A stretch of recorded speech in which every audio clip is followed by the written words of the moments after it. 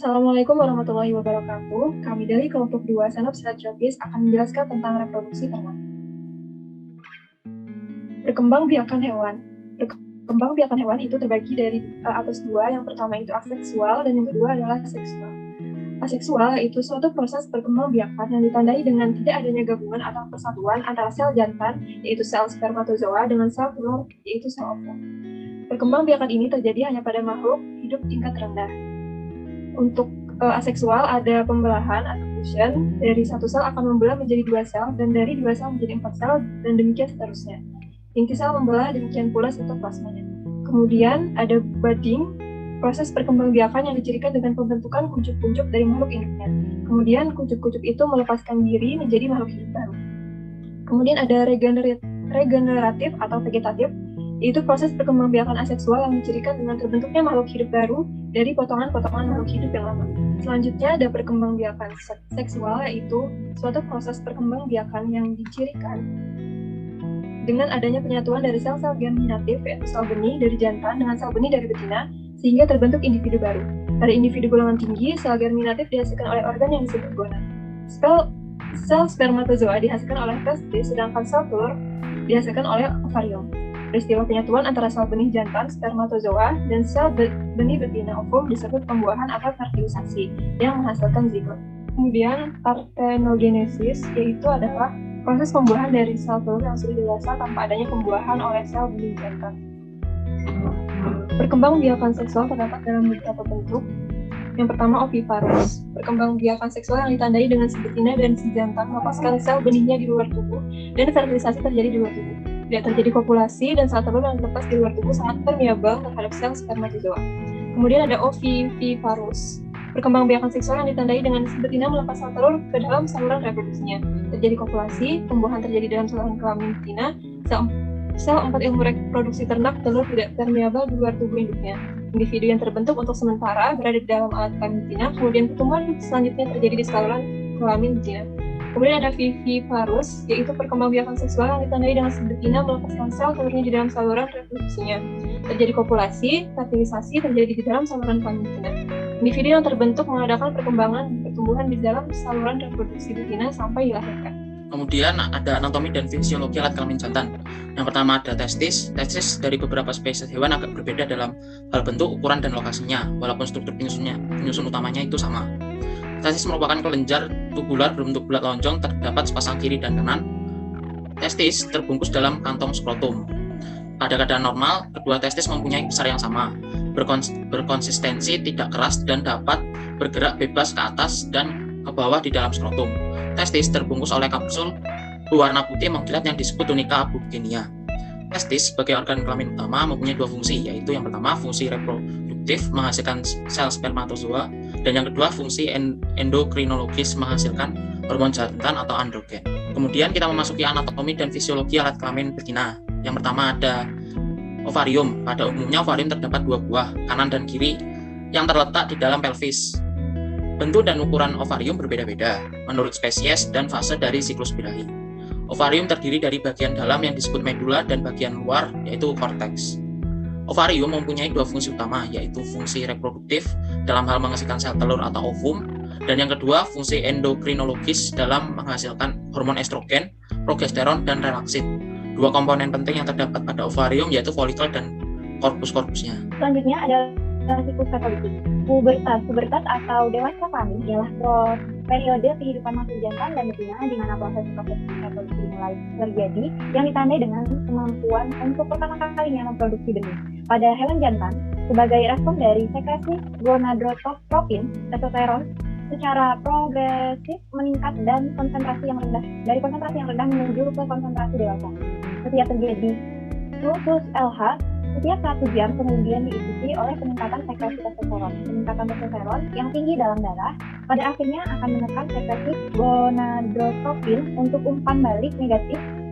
Pada hewan betina, sekresi estrogen secara bertahap akan meningkat, jalan dengan respon dari gonadotropin pubertal yang meningkat sesuai dengan pembentukan folikel antral dimulai. Dalam hal ini terjadi pada sapi dan domba. Di lain pihak, konsentrasi estrogen hanya meningkat pada babi 11 hari setelah lahir. pada waktu folikel astral pertama tampak, sementara sekresi gonadotropin dimulai 3 minggu sebelumnya. Siklus birahi. Pengertian siklus birahi ialah ritme fungsi soal tertentu dari sistem kelamin yang terdapat pada hewan ternak setelah masa pubertas dicapai pada hewan ternak. Kemudian panjang siklusnya, birahi pada domba adalah 16-17 hari, pada sapi, babi, dan kambing 20-21 hari, dan pada kuda 20-24 hari. Kemudian rataan lama birahi pada sapi dewasa 17,8 jam dengan kisaran 2,5-2,8 jam. Kemudian bagi sapi darah adalah 18,3 jam. Periode dari siklus birahi dibagi menjadi 4, yaitu prestrus, estrus, metartrus, dan diostrus. Selanjutnya ada ovulasi. Ovulasi adalah pecahnya folikel yang telah masak disertai keluarnya sel telur dari folikel tersebut. Ovulasi pada mamalia dapat terjadi pada suatu tempat di permukaan ovarium, kecuali pada hilus. Pada sapi dan domba, ovulasi dapat terjadi di sembarang tempat dengan memperhatikan tempat terdapatnya corpus luteum. Pada domba, ovulasi tidak bergantung pada adanya corpus luteum. Selanjutnya ada pengaruh sinkronisasi birahi terhadap transport spermatozoa. Kemampuan hidup dan transport spermatozoa di dalam alat reproduksi hewan betina umumnya menurun setelah perlakuan terhadap siklus birahi. Regulasi estrus dengan menggunakan progesteron atau prostaglandin menyebabkan hanya sedikit spermatozoa yang sampai pada oviduct, sehingga menyebabkan rendahnya sel telur yang terbuahi dan rendahnya fertilitas. Hambatan transport spermatozoa pada awal yang tampak adalah pada serviks, terutama pada sepertiga anterior serviks.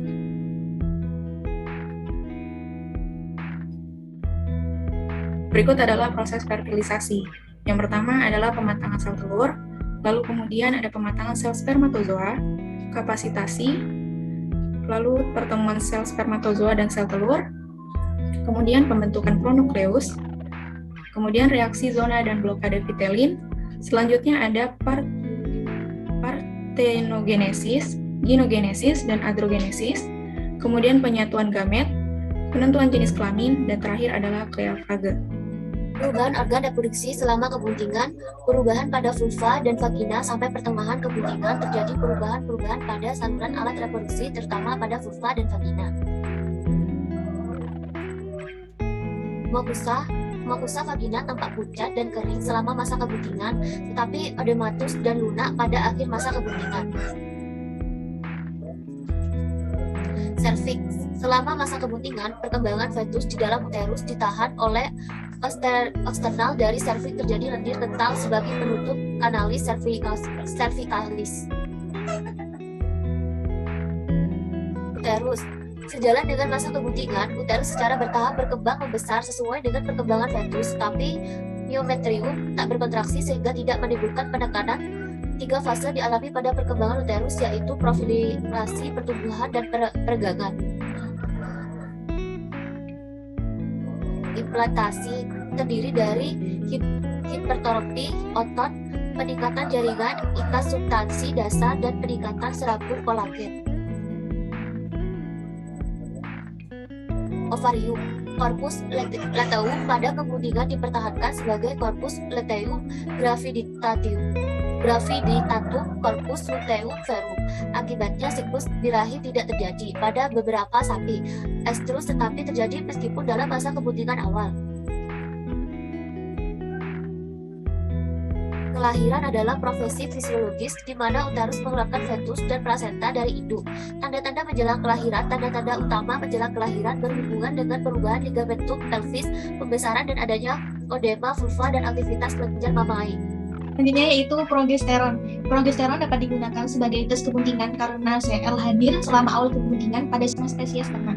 Konsentrasi progesteron dapat diukur dalam cairan biologis seperti darah dan susu. Kadarnya menurun pada hewan yang tidak bunting. Progesteron rendah pada saat tidak bunting dan tinggi pada hewan yang bunting. Next. Estron sulfat. Estron sulfat adalah derivat terbesar estrogen yang diproduksi oleh konseptus dan dapat terukur dalam plasma maternal, susu atau urin pada semua spesies ternak.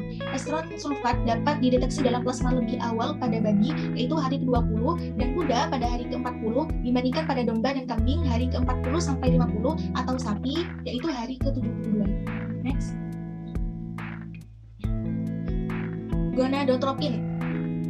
Equine chorionic gonadotropin muncul dalam darah kuda 40 hari setelah konsepsi dan deteksi kehadirannya merupakan bukti terjadinya kebuntingan. Diagnosa kebuntingan secara imunologi pada kuda berdasarkan pada X tersebut, di mana kehadirannya dalam sampel darah diperiksa dengan hemagglutinin inhibition test bila terjadi agglutinasi dari sel darah merah, berarti negatif, yaitu tidak bunting, dan apabila terjadi inhibisi dari agglutinasi, artinya hasilnya positif. Terlihat pada skema gambar 38. Tes ini akan lebih akurat apabila dilakukan antara hari ke-50 dan 100 kebuntingan. Pada kejadian fetus yang mati dalam periode ini, plasma X akan tetap tinggi. Oleh sebab itu, apabila pengukuran X dilakukan setelah fetus mati, maka akan menghasilkan false positif. Next.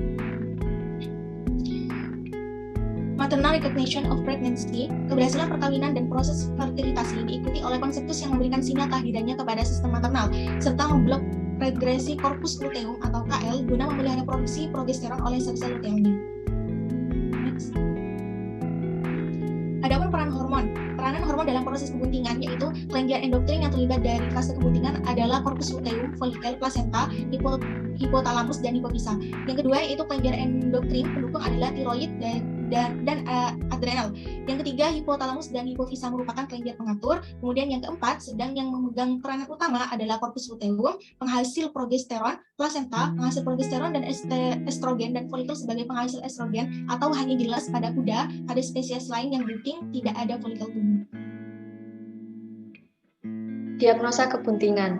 Deteksi kebuntingan dini pada ternak sangat penting bagi sebuah manajemen reproduksi, terutama bila ditinjau dari segi ekonomi. Bunting atau tidak bunting seorang hewan ternak mempunyai nilai ekonomis yang perlu dipertimbangkan bagi manajemen reproduksi yang harus diterapkan sesuai dengan anatomi saluran kelamin dan fisiologi masing-masing hewan. Maka diagnosa kebuntingan dapat dilakukan dengan berbagai cara. Pemilihan metode tergantung pada spesies, umur kebuntingan, biaya, ketepatan, dan kecepatan diagnosa. Return rate to estrus NR. Metode ini didasarkan pada recording atau catatan reproduksi yang dibuat oleh pemilik ternak. Metode ini didasarkan bahwa apabila ternak tersebut bunting, maka tidak menunjukkan tanda estrus pada siklus berikutnya. Selama masa kebuntingan, konseptus menekan regresi corpus luteum (CL). Apabila tidak menampakkan tanda-tanda kembali estrus 21-24 hari setelah perkawinan atau inseminasi, maka diasumsikan ternak tersebut bunting. Ketepatan metode ini tergantung dari ketepatan deteksi estrusnya.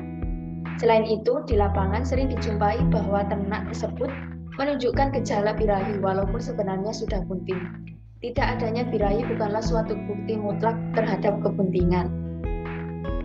Eksplorasi atau palpasi rektal. Eksplorasi atau palpasi rektal adalah metode diagnosa kebuntingan yang dapat dilakukan pada ternak besar seperti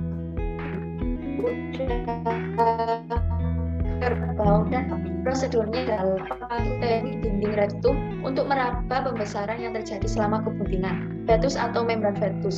Teknik yang dapat digunakan pada tahap awal kebuntingan ini adalah akurat dan hasilnya dapat langsung diketahui. Palpasi transrektal pada uterus telah sejak lama dilakukan. Teknik yang cukup akurat dan cepat ini juga relatif murah.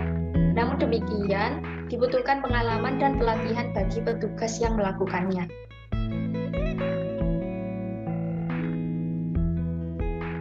Ultrasonografi.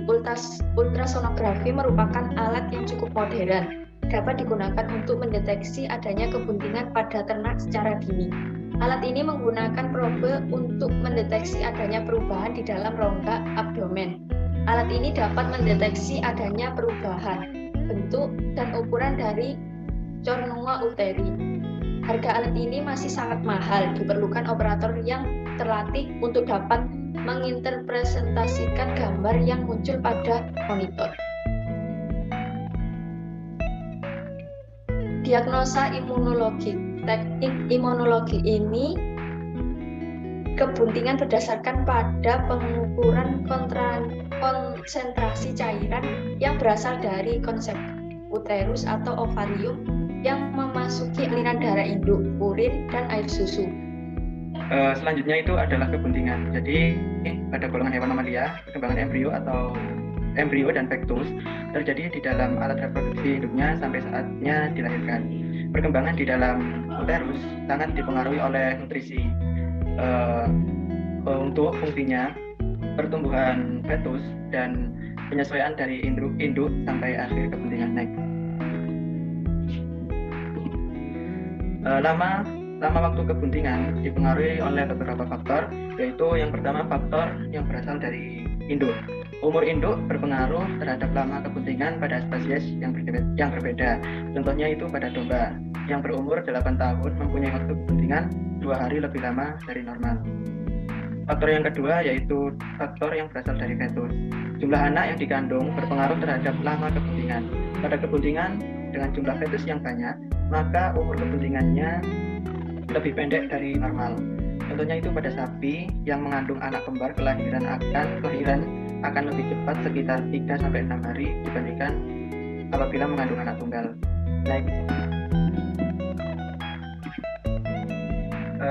Untuk faktor ketiga yaitu faktor genetik, perbedaan lama kebuntingan terjadi di antara spesies dan bangsa hewan seperti contoh pada sapi jenis Brahman yaitu 202 atau 271 sampai 310 hari.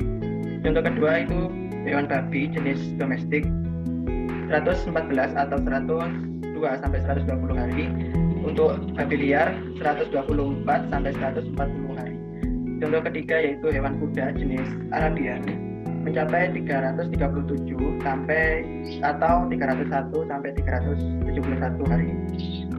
Jenis Belgian 335 atau 304 sampai 354 hari. Faktor yang terakhir yaitu faktor lingkungan. Faktor musim juga berpengaruh terhadap lama kebuntingan. Waktu kebuntingan pada kuda, contohnya itu waktu perkawinannya pada akhir musim panas dan musim gugur lebih pendek daripada perkawinan pada awal musim semi. Next. Baik, selanjutnya fisiologi induk selama kebuntingan.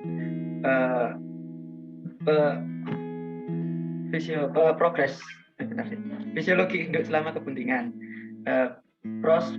Prostaglandin atau F2 alpha diidentifikasikan sebagai hormon yang berasal dari uterus yang mempunyai aksi luteolitik terhadap korpus luteum pada hewan domba, babi, sapi, dan kuda. PGF2 alpha yang disekresikan dari uterus melalui vena utero-ovarika menuju ke ovarium melalui mekanisme konterkuren, sedangkan pada kuda melalui peredaran darah umum atau sistemik untuk melisiskan korpus luteum. Pada awal kebuntingan, PGF2 alpha tidak disekresikan sehingga korpus luteum tetap bertahan dan menghasilkan hormon progesteron.